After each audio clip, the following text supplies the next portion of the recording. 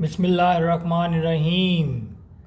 Students जी, आप सब कैसे हैं? उम्मीद है आप सब खैरियत से होंगे, फिट फाट होंगे और अपनी पढ़ाई कर रहे होंगे। बिल्कुल भी टाइम ज़ाया नहीं करेंगे। नई बुक है, थोड़ा सा टाइम देना ज़रूरी है। ठीक है बच्चों। अच्छा, आप अपने फेवरेट टीचर हुज़ैफ़ा सैफुद्दीन के साथ हाजिर हैं एक और नए टॉपिक के साथ। बेहतरीन टीचर, बेहतरीन चैनल। और हमारे पास जो चैप्टर है वो हमारा फेवरेट चैप्टर 9 लीनियर प्रोग्रामिंग। अच्छा बेटा, अब हम थोड़ा सा आगे निकल गए हैं और हमने चीज़ें देख ली हैं कि हम ग्राफ सॉल्यूशन कैसे निकालते हैं, फिजिबल रीजन तक लीनियर इनइक्वालिटी सॉल्व कैसे करते हैं, ग्राफ कैसे बनता है और फिजिबल रीजन कैसे आता है, टूवर्ड्स ओरिजिन, अवे ओरिजिन और इंटरसेप्ट निकालना, वो सारा इंशाल्लाह हमने अभी अच्छा खासा उसके साथ खेल लिया है अभी। ठीक है। और अब एक हम नए टॉपिक के साथ आ रहे हैं आगे। अब देखो आर्टिकल 9.4 है, इसमें वो कहता है कि फिजिबल रीजन तो हम देख चुके हैं। फिजिबल रीजन होगा जो सारी लीनियर इनइक्वालिटीज़ या कंस्ट्रेंट को सेटिस्फाई करेगा, सही ना। टुवर्ड्स ओरिजिन और अवे फ्रॉम ओरिजिन वगैरह सारा देख के ओरिजिन टेस्ट देखने के बाद हम वो निकालते हैं। अच्छा, इसके बाद फिजिबल रीजन के बाद एक और नई चीज़ आती है, वो है ऑप्टिमल सोल्यूशन। ऑप्टिमल सोल्यूशन क्या होता है? देखो, ऑप्टिमल सोल्यूशन का मतलब ये है कि ये ऑलरेडी एक फिजिबल सोल्यूशन है। ऑप्टिमल सोल्यूशन का मतलब क्या है? एक ऐसा फिजिबल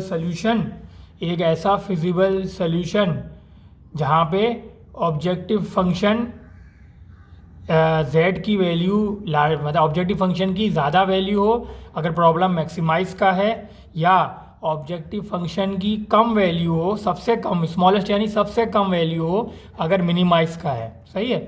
तो ऑप्टिमल सोल्यूशन में हम ये देखेंगे बस कि अगर हमें मैक्सिमाइज़ करना है तो सबसे बड़ी वैल्यू हमें देखनी है ऑब्जेक्टिव फंक्शन में, और अगर हमें मिनिमाइज़ का प्रॉब्लम दिया हुआ है तो हमें सबसे छोटी वैल्यू देखनी है। वो हम आगे चल के देखते हैं। अच्छा बच्चों, ये देखो हमारा एक्सरसाइज 9.3 है और हमारे पास linear programming by graphical method solve करना है।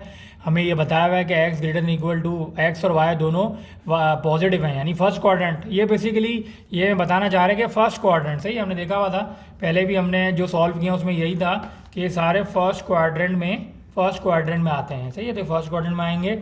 इसके बाद मैक्सिमाइज़ का प्रॉब्लम ये ऑब्जेक्टिव फंक्शन दिया हुआ है। सही, ऑब्जेक्टिव फंक्शन है। तो हमें ऑप्टिमल सोल्यूशन में फिजिबल रीजन के बाद बारी बारी मैं बताऊंगा आपको कॉर्नर पॉइंट्स यहाँ प्लेस करेंगे। एक्स और वाई की वैल्यू है ना कॉर्नर पॉइंट्स, तो वो कॉर्नर पॉइंट्स यहाँ प्लेस करेंगे और ऑब्जेक्टिव फंक्शन जो सबसे बड़ी वैल्यू देगा वही हमारा आंसर होगा या वही ऑप्टिमल सोल्यूशन होगा। ऑप्टिमल सोल्यूशन का मतलब ये है कि जो ऑब्जेक्टिव, अगेन रिपीट कर रहा हूँ, जो ऑब्जेक्टिव फंक्शन गिवन है z equal to 41x 38y, ये जो गिवन है इक्वेशन ए, इसके अंदर हम बारी बारी कॉर्नर पॉइंट्स प्लेस करेंगे।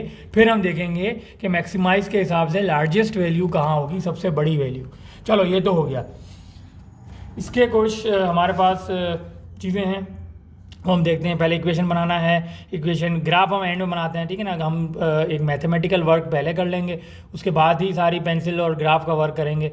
इक्वेशन बनाओ, इंटरसेप्ट निकालो, फिजिबल रीजन है, ठीक है, कॉर्नर पॉइंट्स हैं, फिर ये ऑब्जेक्टिव फंक्शन हमारे पास ये ऑलरेडी गिवन है। यहाँ पे ऑब्जेक्टिव फंक्शन में हम देखेंगे कि लार्जेस्ट वैल्यू, यहाँ पे हम देखेंगे लार्जेस्ट वैल्यू कहाँ है, क्योंकि मैक्सिमाइज का प्रॉब्लम है। तो यहाँ ऑब्जेक्टिव फंक्शन में हम चेक करेंगे।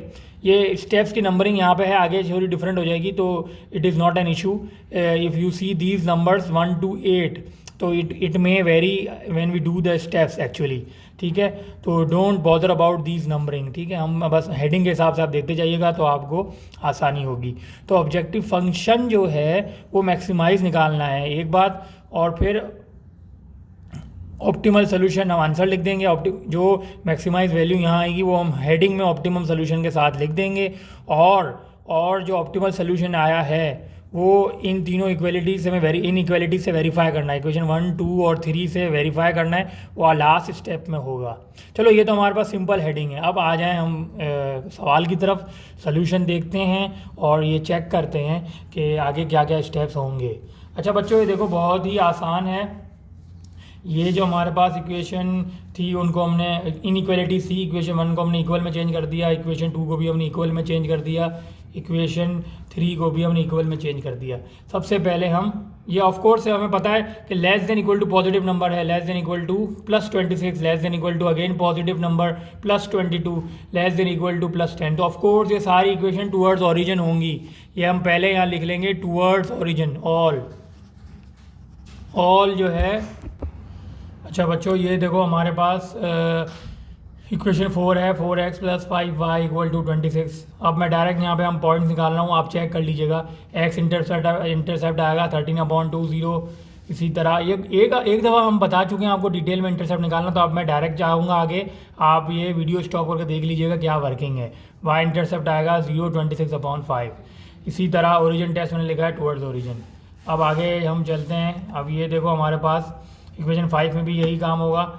इक्वेशन 5 में x इंटरसेप्ट आएगा 11/4, y इंटरसेप्ट आएगा 0.22/5 और टूवर्ड्स ओरिजिन। ये x y इंटरसेप्ट कैसे निकालने हैं, मैं सिर्फ यहाँ पे आपको सोल्यूशन दिखा के आगे चल रहा हूँ, आपको पता है कैसे निकालना है। अच्छा, इक्वेशन 6 पिछली वीडियोस में आप चेक कर सकते हैं। अगर आपको कोई कन्फ्यूजन है तो आप ये स्टेप्स फॉलो करें, आपको आइडिया हो जाएगा। इक्वेशन 6 में क्या है, 5x + 2y = 10। x इंटरसेप्ट आएगा 20, y इंटरसेप्ट आएगा 0.5 और ओरिजिन टेस्ट है टूवर्ड्स ओरिजिन। अच्छा बच्चों, अगेन अब हम क्या करते हैं, ग्राफ पे जाते हैं और हम ग्राफ से देखते हैं कॉर्नर पॉइंट्स, फिजिबल, फिर ऑब्जेक्टिव, ऑप्टिमल और फिर वेरीफाई। अच्छा बच्चों, ये देखो हमारे पास ग्राफ है। इसमें देखो कि हमारे पास इसमें देखो हमारे पास पहली लाइन आ रही है, ये लाइन 1 है, ये लाइन 1 है। वो क्या पॉइंट्स है उसके, 13/20, ये 13/2 है, 13/20। और ये दूसरा पॉइंट क्या है, 0,26/5। ये 0,26/5 बेसिकली 5.2 होता है, 20/5 5.2 होता है। तो देखो ये 4 और ये 6, इसके बीच में 5 होगा, 5 इधर ऊपर है 5.2, ठीक है। तो 0.26/5, तो 26/5 वाला जो पॉइंट है, 13/2 जो वाला पॉइंट है, इनको मैंने ज्वाइन कर दिया, तो ये लाइन 1 आ गई। तो ये वाली लाइन 1 आ गई, ये जब दिख रही लाइन 1। अच्छा, फिर हमारे पास क्या है, सेकेंड लाइन का पॉइंट है 11/40, 11/4। देखो 11/40 तकरीबन 11/40 बनता है 2.75। तो अब देखो 2 और 4 ये है, इसके सेंटर में 3 होगा। यहाँ पे देखो ये आप पॉइंट देख रहे हैं, ये वाला 3 होगा, ठीक है, ये वाला 3 होगा, इससे थोड़ा पहले 2.75। देखो मैंने 2.75, एक यहाँ 2.75 और 0 एक यहाँ पे पॉइंट है, और 0.22/5, 0.22/5 ये वाला पॉइंट है, ठीक है। 0.22/5 बेसिकली 4.4 बनता है। तो 4.4 कैसे होगा, देखो एक यूनिट 0.2 के बराबर है ना, ये 10 यूनिट है, तो 0.2 यूनिट है स्मॉल बॉक्स, एक छोटा स्मॉल बॉक्स 0.2 है। 4 के बाद जो है, 4 के बाद एक छोटा स्मॉल बॉक्स 0.2 यानी 4.2, इसके बाद एक और स्मॉल बॉक्स, ये 4.4 हो जाएगा, ठीक है। एक छोटा स्मॉल बॉक्स 0.2 है, तो 2 स्मॉल बॉक्स 4.4 हो गए, तो 22.5 बेसिकली 4.4 बनता है, ठीक है। तो ये एक लाइन मैंने ज्वाइन की है, अभी आप चेक करो, ये मैंने लाइन, ठीक है, ये लाइन मैंने ज्वाइन की है। देखो ये लाइन नज़र आ रही होगी आपको, ये है 22.75 और ये है, तो इन दोनों को मैंने ज्वाइन कर दिया, सही है। ये हमारे पास आ गई लाइन L2, ये L2 आ गई। अच्छा, अब देखो L3 में क्या है, 2005 पे पॉइंट दिए हैं, 2005। तो ये हमारे पास है 20 और ये है 05, बहुत आसान है, 4 और 6 के बीच में। तो ये हमारे पास है 4 और 6 के बीच में, सॉरी, ये वाला हमारे पास 0 और 5 ये वाला है, ठीक है। तो ये हमने ज्वाइन कर दिया, तो ये हमारे पास लाइन L3 आ गई। तो ये मैं L3 यहाँ लेवल कर रहा हूँ, जगह नहीं है तो यहाँ लेवल कर देते हैं, ठीक है। L1 L2 L3 आ गया। अब देखो बच्चों कि हमारे पास सारी लेस देन इक्वल टू, हमने देखा था कि पीछे हमने एक्सप्लेन किया है कि लेस देन इक्वल टू की इक्वेशन है, तो ये सारे टूवर्ड्स ओरिजिन होंगे। तो अब देखो ये सारे टूवर्ड्स ओरिजिन है। फिजिबल रीजन हमेशा फर्स्ट क्वाड्रेंट में होगा, ये तो आपको पता है ना, feasible region always in first quadrant. तो ये भी और टूवर्ड्स ओरिजिन है, ये भी टूवर्ड्स ओरिजिन है और ये भी टूवर्ड्स ओरिजिन है। अब देखो कि ऑफ कोर्स आपको पता चल गया होगा कि हमारे पास जो फिजिबल रीजनों को कौन सा कहलाएगा, ये वाला कहलाएगा, ठीक है, क्योंकि ये सब लाइन को कवर कर रहा है, ये वाला जो एरिया अंदर वाला ये सब लाइन को कवर कर रहा है। अगर हम देखो जहाँ मैं पॉइंट रख रहा हूँ, अगर मैं यहाँ पे रखूँ, ये वाला जो एरिया है वो जाहिर बात है ये वाला एरिया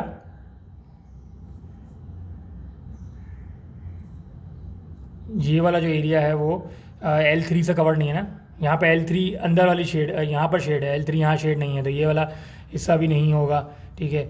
और ये जो हिस्सा ऑफ कोर्स नहीं होगा, ये क्यों नहीं होगा, क्योंकि ये खाली L1 से कवर है, L2 L3 से कवर नहीं है, ये वाला हिस्सा खाली L1 से कवर हो रहा है। यहाँ पे जो L2 और L3 है वो इस रीजन से अपोजिट है, यहाँ पे शेड है, टूवर्ड्स ओरिजिन है, तो इसलिए ये भी नहीं इंक्लूड होगा। और ये तो पूरा इंक्लूड ही नहीं होगा क्योंकि ये किसी भी लाइन से कवर नहीं है, ये वाला जो है ये तो L2 L1 L2 L3 तीनों से कवर नहीं है, तो ये वाला जो पूरा पोर्शन है ये तो फिजिबल रीजन का भी हो ही नहीं सकता, ठीक है। ये वाला भी नहीं हो सकता।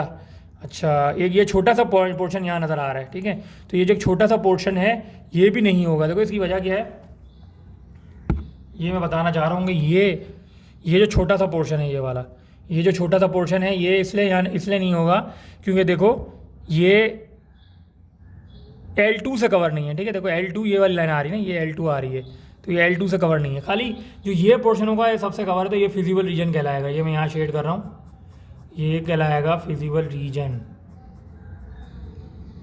ये फिजिबल रीजन कहलाएगा अंदर वाला, सही, ये वाला खाली, ये वाला ये सब इंक्लूड नहीं है। अच्छा देखो, अब वही पुरानी बात ये है, फिजिबल रीजन के कॉर्नर पॉइंट्स निकालने हैं और फिर हमें ऑप्टिमल सोल्यूशन वगैरह वो हम आगे देखेंगे, पहले हम कॉर्नर पॉइंट्स निकालते हैं। देखो एक कॉर्नर पॉइंट आया 0 0, एक पॉइंट आया 2 0, एक इंटरसेक्शन पॉइंट है वो अब हम देखते हैं, और एक पॉइंट आया ये हमारे पास है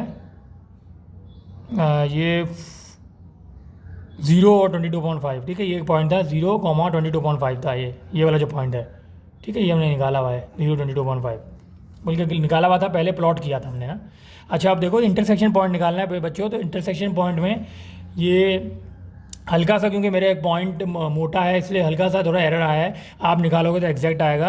अच्छा देखो ये जो इंटरसेक्शन पॉइंट है कैसे निकालेंगे, देखो यहाँ पे एक हॉरिजॉन्टल लाइन ड्रॉ करो, तो ये वाई एक्सिस को टच करेगा, देखो रेड लाइन नज़र आ रही है, ये रेड लाइन ड्रॉ करो और यहाँ पे ये वाई एक्सिस को टच करेगा। इसी तरह ये डॉटेड लाइन नज़र आ रही है, dot dot dot dot dot, ये डॉट डॉट लाइन डालो, तो ये मैं यहाँ एरो डाल रहा हूँ, ये आपको एक्स एक्सिस पे टच करेगा। अच्छा अब देखो ये वाला एरो और ये एरो हमें वाई की वैल्यू देगा और ये वाला एरो हमें एक्स की देगा। अच्छा देखो ये कितना है, एक छोटा स्मॉल बॉक्स 0.2 का है ना, तो काउंट करो स्मॉल बॉक्स 1 2 3 और 4, सही है। ये तकरीबन हमारा 4 से थोड़ा पहले यानी 0.7 कुछ आ रहा है, ये हमारे पास आ रहा है 0.7, ठीक है, ये आ रहा है 0.7 आ रहा है। इसकी वजह क्या है, देखो कि ये 1 2 3 और तकरीबन 3.5 है, 3.5 सही है, 3.5 ये मैं यहाँ कर रहा हूँ, sorry 3.5 multiply by 0.2, 3.5 small box है ना, तो ये तकरीबन हो गया 0.7, सही है, तो ये 0.7 आ रहा है। तो एक्स की वैल्यू क्या आ रही है 0.7, वो हमने यहाँ लिखी हुई है। अच्छा एक्स की वैल्यू है 0.7 इंटरसेक्शन पॉइंट के लिए, इंटरसेक्शन के लिए एक्स की वैल्यू है 0.7। अच्छा इसी तरह वाई की वैल्यू क्या होगी, देखो ये वाई यहाँ टच कर रहा है, तो ये तकरीबन है 3 आ रहा है हमारा, लेकिन बुक में जो है वो 3.3 है बेसिकली, कोई मसला नहीं, वो सारी बात हमारा पॉइंट इतना बारीक नहीं है, हमारा मार्कर है तो ये एरर आ सकता है। अब ये देखो 2 है और ये 4 है, इसके सेंटर में क्या होगा, ऑफकोर्स 3 होता है, तकरीबन ये सेंटर पर टच कर रहा है, तो ये तकरीबन 3 पर टच कर रहा है, ठीक है। तो वाई की वैल्यू इंटरसेक्शन पॉइंट में 3 होगी। बुक में जो है वो ये आंसर दिया हुआ है 2/3 और 3 1/3। असल में ये हम करीब ही हैं, ये हमारा आ रहा है 0.7, ये बुक वाला आंसर है, और हमारा जो आ रहा है वो कितना आ रहा है,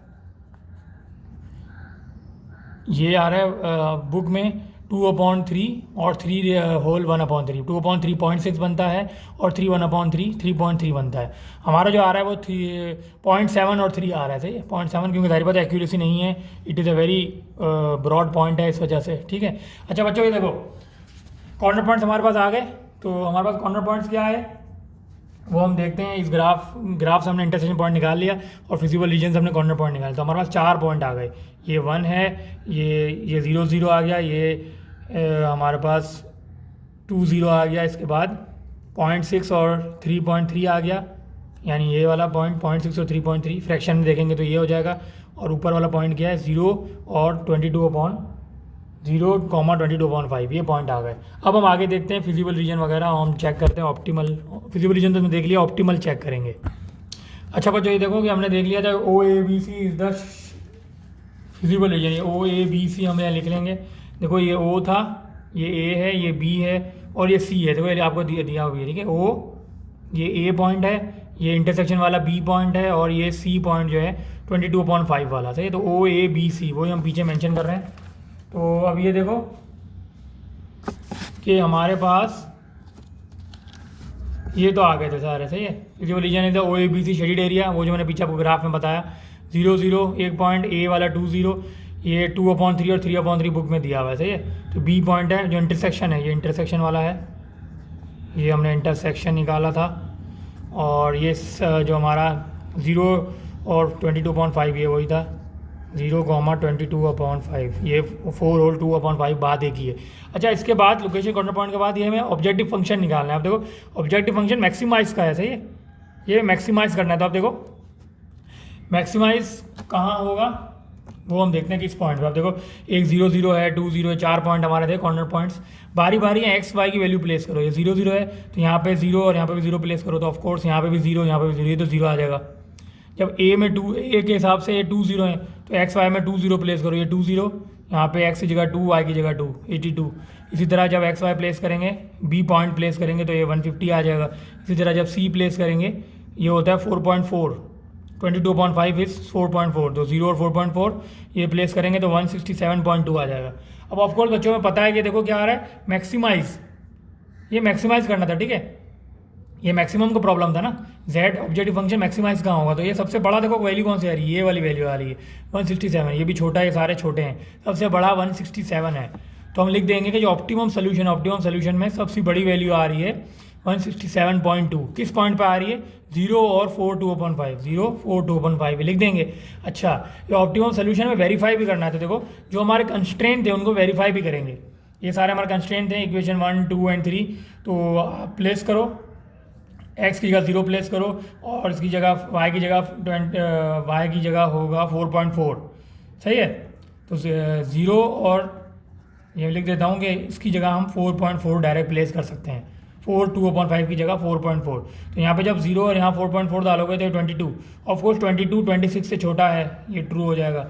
अगेन हम डालेंगे 0 और 4.4, 22 आएगा, तो अगेन 22 इज लेस देन 22, ये अगेन 22 बराबर है, ठीक है, लेस देन तो नहीं है, सॉरी, बराबर है। इक्वेलिटी हो या इक्वल हो, दोनों में से कोई एक। यहाँ पे भी यही है कि 0 और 4.4, ये तो 0 हो जाएगा, 2 मल्टीप्लाई बाय वाई या 2 मल्टीप्लाई बाय 4.4 बिकम्स 8.8, 8.8 10 से छोटा है, ये भी ट्रू। तो ये सारे कंस्ट्रेंट को वेरीफाई कर रहा है। जो हमारा ऑप्टिमल सोल्यूशन है जहाँ पे z की मैक्सिमम वैल्यू आई है वो सबको सेटिस्फाई कर रहा है। इसका मतलब all constraints are verified by the solution, और ये वेरीफाई। थैंक यू बच्चों, बहुत शुक्रिया, उम्मीद है आपको समझ आया होगा। कोई भी हो सवाल, कोई भी हो, तो हम हाजिर हैं, आप ज़रूर कमेंट करें और कमेंट्स में पूछें। चैनल को लाइक करें, सब्सक्राइब करें और शेयर